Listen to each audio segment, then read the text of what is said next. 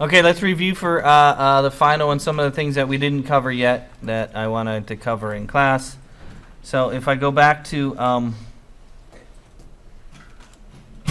we did talk about SharePoint. Let's go back to Canvas.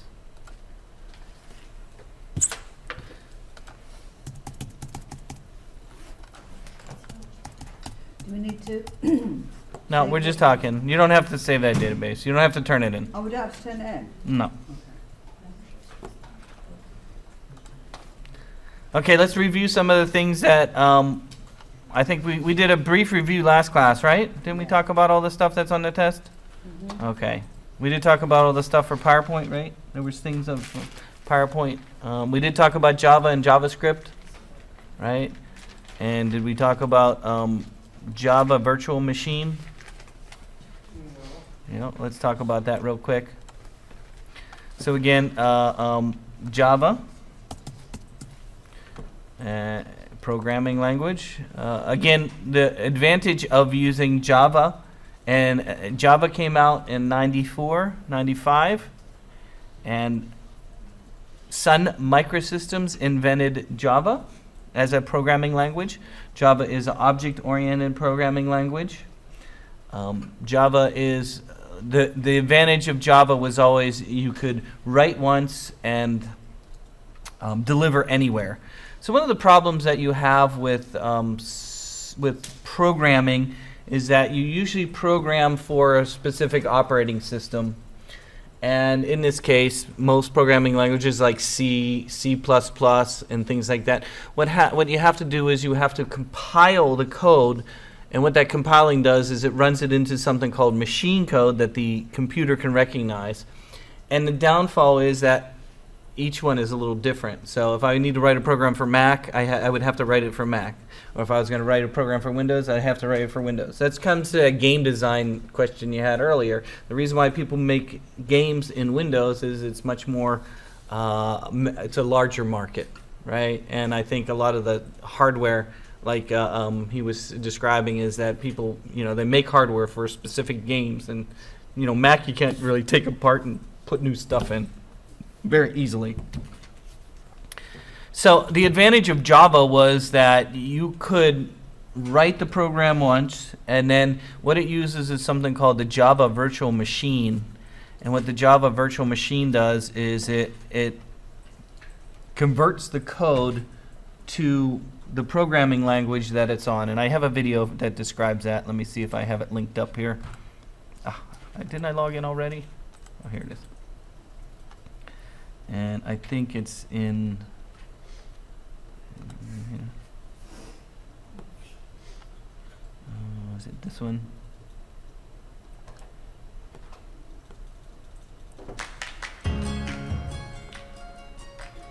As we teach our students week after week. Before we introduce the Java platform, how about answering a very basic question? What is a PC? Take your time. The dictionary definition of computer is that it is an electronic device capable of performing computations. It has many peripherals like a monitor and keyboard to accept or display. So again, the Java is a built-in technology on most systems. And again, it's called Java Virtual Machine, which makes it run. And I think I told you the question on the test would be something about how you can write once and it'll run on all systems, right? I think I told you that. I think there's a question out there on the test about how Java works and how it can be write once and run everywhere.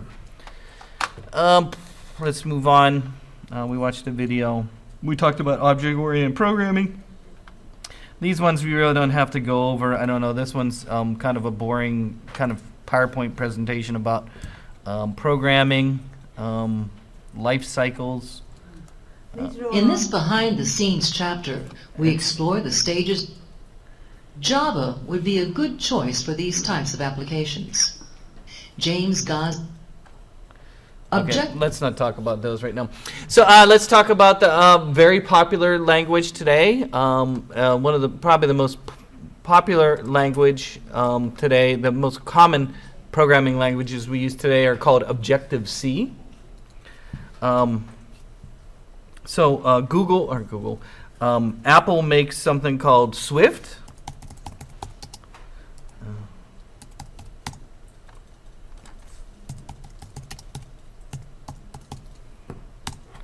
So Apple Swift is a programming language that Apple has invented called, and it's an object-oriented programming language. It is used to build everything from the operating system programs to iOS. Of course, iOS is the operating system on your phone, right? To watches and tvOS. And the nice thing about Swift is that it has a lot of inherence in that it makes decisions for you without having to name everything. It's very good. I'll teach Swift next spring if you want to learn about making an app for your phone. Next spring, I'll be teaching a class. Here's what Swift looks like. They keep changing it. That's one of the downfalls, of course, is that once I learned Swift 2.0, they came out with Swift 3.0, and you'll see what they pretty much, again, streamline the code so you don't have to name as much. Okay, a lot of things are inherited, so that you don't have to keep renaming it over and over again. Again, Swift is based upon Objective-C. Objective-C is a programming language,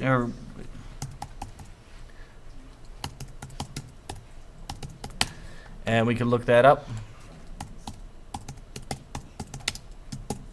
So Objective-C is a general-purpose, object-oriented programming language that adds small-talk messaging and C programming language. So it's kind of a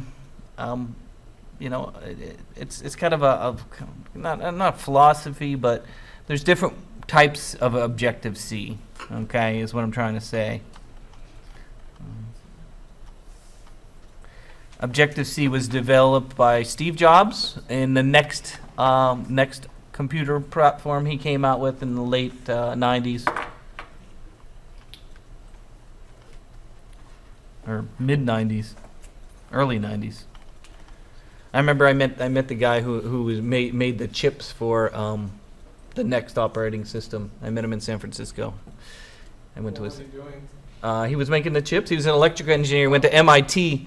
And he had this beautiful big house up on top of, not Nob Hill, what's the next hill over? Potrero Hill, yeah. And he had a giant swimming pool. Went to a couple parties there. It was very fun. But he was making next computers. The other type of course, is Android. And Android is made for what? Google operating system. Android is a mobile operating system developed by Google. Is based on a Linux kernel and designed primarily for touchscreen devices, smartphones, and tablets. Android's user interface is mainly on direct manipulation. So Android is the other kind of important programming language that you should learn.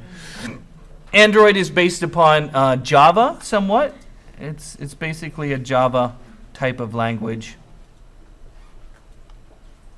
And I already asked you this already, but let's do it again. Who's the Android person? Only one person? 2, 3 Android users? How about Apple? Okay. Who doesn't have a cell phone? How about that? Okay. Everybody has a cell phone today, don't they? Mm-hmm. Let's go back to Canvas, see if I missed anything there. So those are the programming questions on the test.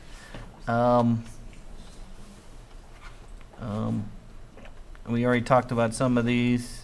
We looked at the final presentation. I don't know if we need anything in here. Oh, there, we did talk about Android.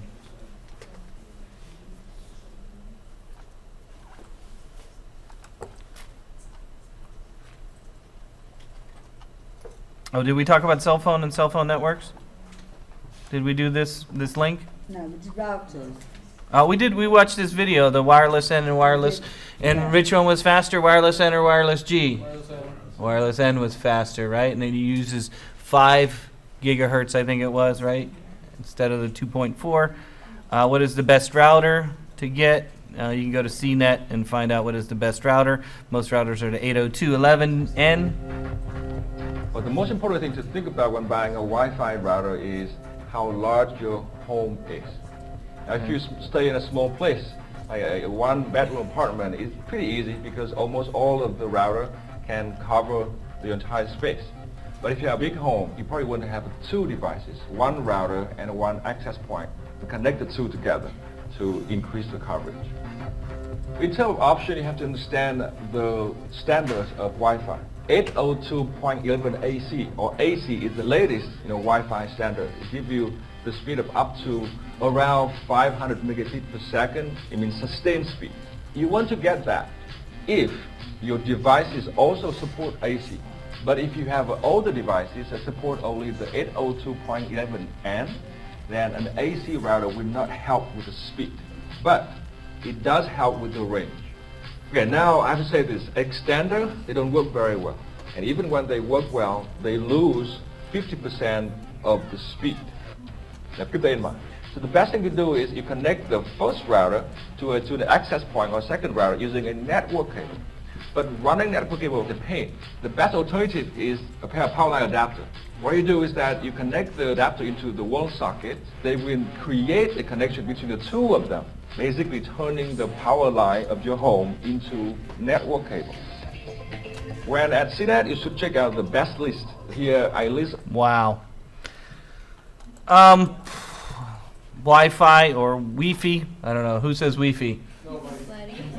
Don't they call it Wi-Fi in Europe? No, it's Wi-Fi. Oh, I thought they call it a Wi-Fi. Say that Wi-Fi. Okay. Okay, so Wi-Fi stands for what? Wireless. I don't know. It used to be listed here. I don't know where it's at.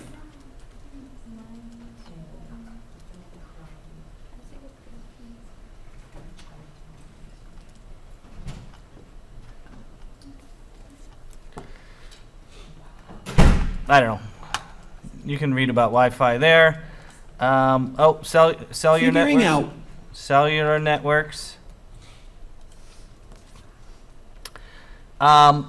We all know that we all have our cell phones, cellular networks. I don't think I have any real questions on the test about cellular networks. I used to ask questions on the final exam about handover. When you go from one cell tower to the next, it's called handover. I don't really ask that anymore. I don't think so on the test. Why is Steve Jobs in this one? I don't know. Welcome to the wireless course. Whoosh. Yeah, I don't know about that one. Okay, so I think that's everything from last week. Any questions about Wi-Fi? No. Just remember the speed ones. I saw like this kind of weird thing before where they're like, if your Wi-Fi sucks, you can tie like 2 cans of soda, like empty ones, to the antennas, and that would amplify it. But I was just like, I don't know. I think that's how it works. It is. Does that work? Is it actually? I don't know. Trust the. I was gonna ask you. Trust the. I don't know. Let's ask Google. What would you say? Tie? Well, no, like you put 2 empty soda cans, like kind of open on the 2 antennae. Soda cans to increase Wi-Fi. Wi-Fi speed. Yeah. Here we go. It's on YouTube. It's gotta be Hey correct. guys, and welcome to the Best Hobbies blog. Today I'm going to be showing you how to increase your Wi-Fi speed using a soda can. First things first, you'll have to empty that soda. Next, you can go ahead and cut off the top using a pair of